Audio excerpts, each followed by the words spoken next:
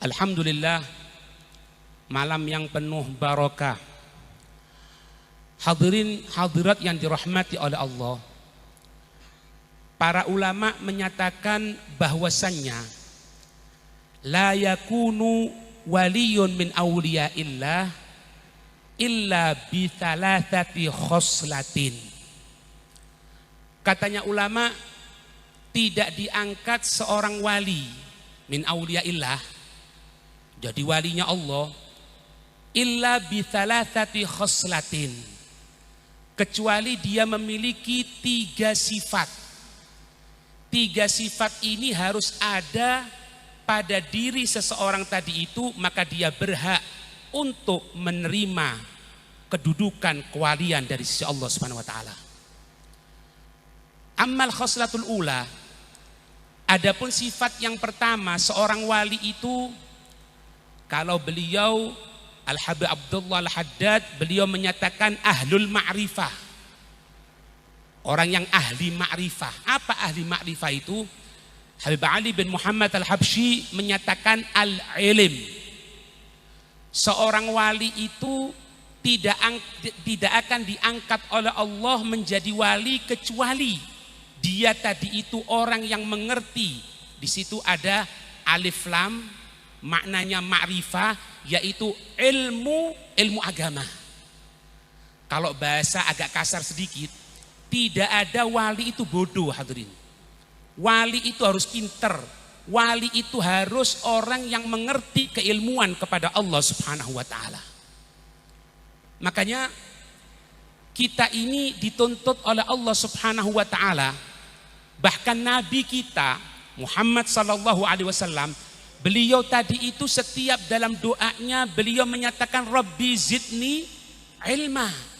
Ya Allah, tambahi untukku ilmu. Padahal Nabi kita Muhammad sallallahu alaihi wasallam, apalagi kula jenengan. Orang yang dia tadi itu berjalan di jalannya Allah Subhanahu wa taala dengan menuntut ilmu agama, maka itu dia berarti membuka jalan untuk mendapatkan kedudukan yang tinggi di hadapan Allah Subhanahu wa taala. Hadirin hadirat yang dirahmati oleh Allah, lihat orang-orang yang terdahulu. Mereka tadi itu menjadikan waktunya khusus untuk mempelajari ilmunya Allah Subhanahu wa taala. Haulnya kita pada malam hari ini yang dihauli Sayyidina Syekh Abu Bakar bin Salim, itu mulai kecil diantarkan oleh abahnya untuk mempelajari ilmu agama. Bahkan orang tua beliau tadi itu Al-Habib Salim itu merasa sedih ketika putra beliau Sayyidina Abu Bakar ini, Abu Bakar bin Salim ini, beliau tadi itu agak sulit menghafalkan Al-Quran, sehingga mengeluh kepada gurunya. Maka sang guru mengatakan, jangan khawatir, bahwasannya anakmu ini akan menjadi seorang yang dicintai oleh Allah Subhanahu wa taala. Dan aku dengan husnudzonku kepada Allah Subhanahu wa taala, aku yakin anak ini akan menjadi orang pilihannya Allah. Itu gurunya ngangkat tangan, langsung setelah itu besok harinya beliau diberikan kemudahan oleh Allah Subhanahu wa taala. Perhatikan hadirin. Ini gambaran apa hadirin? Orang itu kalau belajar ilmu agama harus ada sanad. Siapa guru kita? Kalau kita buka misalnya di channel YouTube atau kita dengarkan ceramah dan sebagainya tanpa talaqi, artinya talaqi itu bertemu satu ini, maka itu belum dikatakan murid secara hakikoh. Dan dia tidak akan mendapatkan kemudahan apapun, kesulitan yang akan dia dapatkan. Habib Allah Haddad mengatakan, kalau orang itu belajar tanpa seorang guru, Imam Nawawi mengatakan fa syaikhuhu syaiton, gurunya itu adalah setan. Habib Abdullah Haddad mengomentari bahwasanya karena apa? Dia akan berpikir sesuatu yang tidak sesuai dengan aturan kitab tersebut. Kan sekarang banyak hadirin, cuma bisa 1-2 ayat, 1-2 hadis sudah menyalahkan Imam Syafi'i, menyalahkan fulan, menyalahkan ini. Perhatikan hadirin apa yang disampaikan Imam Syafi'i radhiyallahu taala anhu. Idza kana al-fuqaha'u al-alimuna laisa humul awliya Fama lillahi waliyun min awliyaillah. Apa katanya beliau Syafi'i? Idakana, jika ada al-fuqaha, orang-orang yang ngerti ilmu agama, faham ilmu agama. Kemudian al-amilun, bukan cuma ngerti hadirin, mengamalkan ilmunya. Kita dengarkan dari pelajaran, misalnya dari ngaji, kita dengarkan tentang siwak, kita gunakan siwak. Kita dengarkan, oh orang kalau sholat itu menggunakan sorban, kita gunakan sorban. Bukan nunggu berangkat dari pulang dari Mekah baru menggunakan sorban, enggak. Kesunahan Nabi SAW. Al-amilun, orang yang menjalankan. Kalau mereka itu laisa humul awliya, kalau mereka bukan dikatakan sebagai wali-walinya Allah, falaisa lillahi waliyun, maka Allah tidak memiliki wali sama sekali. Karena apa? Karena tidak mungkin seorang wali itu kecuali orang yang mengerti ilmu agama, yang jalankan ilmu agama. Coba kita kan sering hadir haul Tanggul ya, rutin sudah. Di biografinya kakeknya beliau Habib Novel, Habib Saleh Muhsin Al-Hamid, belajar, ngamalkan. Bahkan beliau tadi itu ngangsu hadirin, ngangsu khidmah kepada ummah ini. Bukan cuma menjalankan ilmunya, tapi berkhidmah kepada ini umat. Itu yang pertama. Kemudian yang kedua, apa sifatnya seorang wali tadi itu? Kalau Habib Ali Habsyi menyatakan khallat anis syawaib,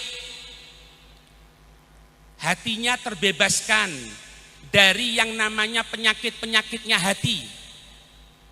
Kalau Habib Abdul Haddad mengatakan as-sofa, dia memiliki sifat hati yang tidak ada dendam sama sekali, tidak mencaci maki, tidak jelekkan orang, gampang maafkan kepada orang. Ini sifatnya wali. Jadi kalau ada dikatakan wali sih dendam, apalagi sandalnya hilang, oh tak dua no mandaro keting, mandaro ini, bukan wali itu wali murid itu. Walinya Allah, sifat yang kedua setelah alim harus sofa, bersih hatinya. Di kitab Nasaih Diniyah disebutkan apa hadirin? Beliau Habib Haddad mengatakan dalam kitab Nasaih Diniyah,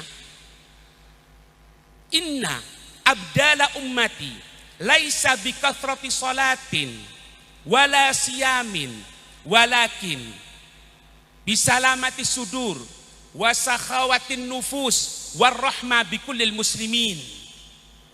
Katanya beliau, inna abdala ummati, ini hadis Nabi, Rasul SAW menyatakan, inna abdala ummati, sesungguhnya wali-wali abdal. Yang dikatakan wali abdal itu ada yang mengatakan jumlahnya cuma 7 di muka dunia ini, tidak bisa berkurang, tidak bisa bertambah. Sesungguhnya wali-wali abdal umatku ini la yadkhulunal jannah, mereka itu tidak akan masuk surga bikathrati sholatin wala siyamin, bukan karena banyak sholatnya, bukan karena banyak puasanya, tetapi dengan satu, salamati sudur, hatinya bersih, hatinya lapang, wasakhawatin nufus, orang yang loman, yang gampang membantu, warahmatu bikul muslimin, dan rahmat kepada seluruh orang-orang muslim, bahkan bukan kepada manusia, kepada binatang sekalipun.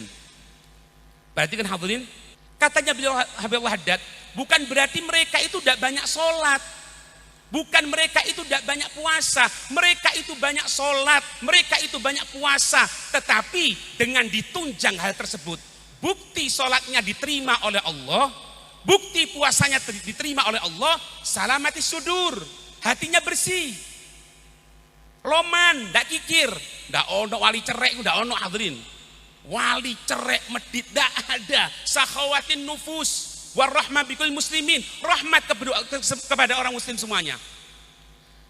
Ana teringat satu cerita, Kiai Hasan Genggong. Kiai Hasan Genggong itu kan wali besar, wali min auliyaillah. Suatu saat beliau itu bersama dengan sopirnya berangkat untuk ke salah satu muridnya, kalau tidak salah di Siti Bondo. Wah, murid didatangi guru kan senang hadirin, senang, bahagia, kok rioyo, senang, ya Allah guru anak datang, bahagia, dihormati, dijamu dan sebagainya. Kemudian pulangnya itu dibawakan sesuatu gitu. Di antara yang dibawakan itu kelampok, jambu air. Dimasukkan, sudah pulang ke Asem Bagus. Sampai di sana, ini Yai, ada hadiah dari muridnya antum tadi itu, dibuka, ada kelampok. Dilihat kelampok itu, ditaruh lagi, balik lagi katanya. Loh kenapa? Dipikir tidak ridho atau gimana ya, kesian. Oh, kenapa Kiai? Kok mau kembali lagi? Katanya, dengarkan ya, katanya Kiai apa? Ente lihat di sini ada semut kan? Iya. Aku takut semut ini punya anak di sana Mas ya. Aku turunkan dulu semutnya ke sana dulu, kita turunkan, baru jambu airnya aku ambil. Ini wali hadirin. Wali kok tego. Wali ada tetangganya dalam keadaan kesusahan, kadang-kadang dengan saudaranya sendiri, naudzubillah min dzalik. Dalam keadaan kekurangan, kelaparan, dibiarkan. Bukan ini wali. Inilah sifatnya wali. Min auliyaillah. Ada satu pembesar ulama, Habib Abdullah Al-Idrus. Itu punya murid, punya anak, punya murid anaknya sendiri, Habib Abu Bakar. Itu beliau hadirin sama muridnya ini, sama anaknya ini, itu baca kitab Ihya sudah hatam 40 kali. Allahu Akbar. 40 kali hadirin. Anak di pondok baca sama murid, hatam sak kitab tok dorong mari-mari mulai biyen. Ini 40 kali sudah. Saking bersihnya hatinya, di Ihya itu ada Rub'ul Munjiyat, ada Rub'ul Murhikat, ada Rub'ul Munjiyat. Ada seperempat sifat-sifat yang jelek, ada seperempat sifat-sifat yang baik. Ketika beliau baca Rub'ul Muhlikat, dibuka di kitab itu cerita tentang penyakit-penyakit hati. Setelah dibacakan sama ayah beliau sebagai gurunya, ada pertanyaan katanya, Abah katanya, iya. Apakah mungkin manusia ini punya penyakit seperti ini Abah? Punya enggak manusia itu penyakit riya? Punya enggak manusia itu penyakit sombong? Punya enggak manusia itu penyakit ingin dibanggakan?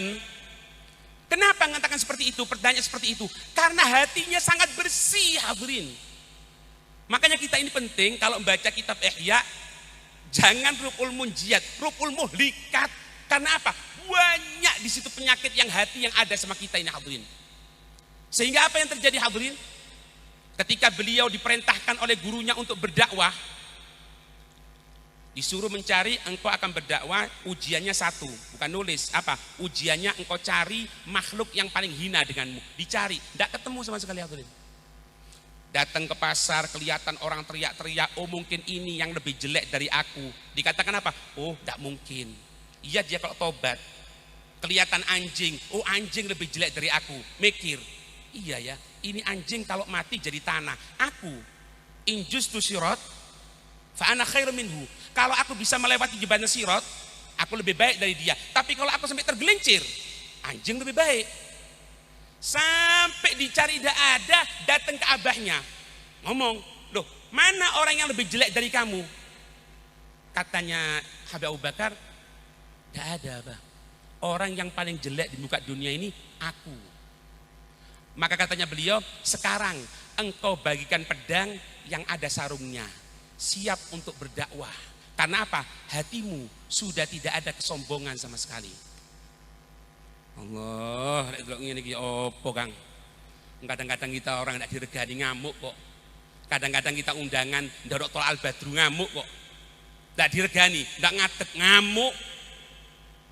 Dan ini Syekh Abu Bakar bin Salim 40 tahun munajah kepada Allah Subhanahu wa taala minta untuk apa? Sofai sudur. Bukan jadi wali, enggak, sofai sudur, hati bersih, selesai urusan.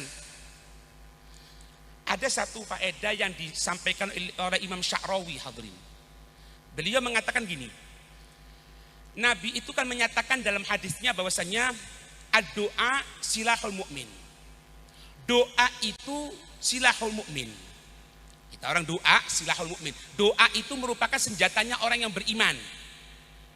Ulama mengatakan wa amma sihaul li'am wa amma silahul li'am gobihul kalam. Sedangkan senjatanya orang yang buruk, orang yang akhlak tidak baik, itu adalah apa? Gobihul kalam. Omong yang tidak bagus, omong yang jelek, omong yang caci maki, omong yang kasar gitu, orang meso dan lain sebagainya. Apa hubungannya ini? Hubungannya, katanya para ulama, kapan kamu mendapati dalam kehidupanmu ada orang yang mencaci maki, maka yang pertama kamu jangan marah. Kenapa? Karena memang dia bisanya seperti itu. Karena akhlaknya sudah buruk, maka tidak ada yang keluar dari mulutnya kecuali keburukan. Tidak ada yang tahu kecuali apa? Ya caci maki yang tahu. Kemudian yang kedua apa? Doakan dia. Supaya apa? Supaya dia menjadi orang yang baik. Makanya kalau kita sekarang melihat di media sosial dicaci maki, fulan dicaci maki, kelompok ini dicaci maki, ini dicaci maki. Tidak perlu jawab, hadirin, doakan. Doakan. Dan memang dia tidak akan keluar memang seperti itu, katanya Nabi Allah Isa. Apa-apa yang keluar dari mulut ya seperti itu dalam hatinya, bagaikan teko. Teko ceret. Kalau isinya itu susu yang murni, keluar akan susu. Kalau air yang jernih, keluar akan air yang jernih. Tapi kalau yang di dalamnya itu kotoran, ya keluarnya kotoran. Sama seperti itu ucapan orang yang tidak baik kepada Allah Subhanahu wa taala. Sehingga Imam Ali Zainal Abidin ketika suatu saat dicaci maki, dikatakan bahwasanya beliau ini mencuri mungkin, dicaci maki. Ini salah satu pecinta beliau mengatakan apa? Wahai Imam Ali, kenapa engkau kok tidak menjawab omongannya orang tadi itu? Dia mencaci maki kamu loh. Dia menjelek-jelekkan kamu loh. Apa jawaban beliau? Demi Allah, aku mulai kecil oleh abahku tidak pernah diajari untuk mencaci maki. Jadi aku caranya mencaci maki tidak tahu. Biarkan sudah dia mencaci maki. Setelah selesai mencaci maki dikatakan apa? Sudah, kamu mencaci maki. Sudah katanya. Ketahui bahwasannya kejelekanku lebih banyak daripada yang kamu sampaikan. Cuma Allah masih menutupi aku. Ini wali min awliyaillah hadirin. Wali min awliyaillah. Makanya kita hadir haul, hadir ke tempatnya orang-orang yang soleh. Ada perubahan dalam diri kita. Jangan gampang marah, jangan gampang mencaci maki dan lain sebagainya. Kemudian yang terakhir, sifat yang dimiliki oleh wali min awliyaillah yaitu adab. Sopan santun. Baik sopan santun kepada Allah, sopan santun kepada Nabi Muhammad, sopan santun kepada yang lain. Sopan santun kepada Allah apa hadirin? Adab. Salat sempurna. Hati-hati hadirin. Kita malam ini hadir maulidan ya, hadir haul. Yang dikatakan oleh para ulama, siapa yang hadir haul ke tempatnya orang yang soleh, maka dia tidak pergi dari tempat tadi itu kecuali usyur min maqamih, kecuali 1/10 dari makomnya kita sudah mendapatkan. Tapi ingat, besok jangan telat subuh. Malam maulidan, malam haul, subuh jam itu jangan hadirin. Kita sudah mendapatkan alhamdulillah 1/10 makomnya. Adab kepada Allah, adab kepada Nabi Muhammad. Apa? Mengagungkan syariatnya Nabi Muhammad, menghidupkan sunnahnya Nabi Muhammad, dan adab kepada yang lain, yang lebih tua. Jangan sungkan untuk mencium, cium tangannya orang lebih tua. Orang pilihannya Allah, ambil orang ini. Sampai Syekh Abdul Qadir Jailani beliau mengatakan apa? Aku ini kalau kepada orang yang lebih tua dariku aku cium. Kenapa? Karena dia lebih dahulu mengenal Islam. Kepada anak kecil pun aku cium tangannya. Kenapa? Karena dia masih bersih, belum punya dosa sama sekali. Artinya mau besar mau kecil dicium tangannya sebagai bentuk adab. Itu yang dijalankan oleh Syekh Abdul Qadir Jailani. Semoga kita mendapatkan kemuliaan, bisa meniru sedikit demi sedikit. Amin ya rabbal alamin. Hadza minni wa afu minkum. Assalamualaikum warahmatullahi wabarakatuh.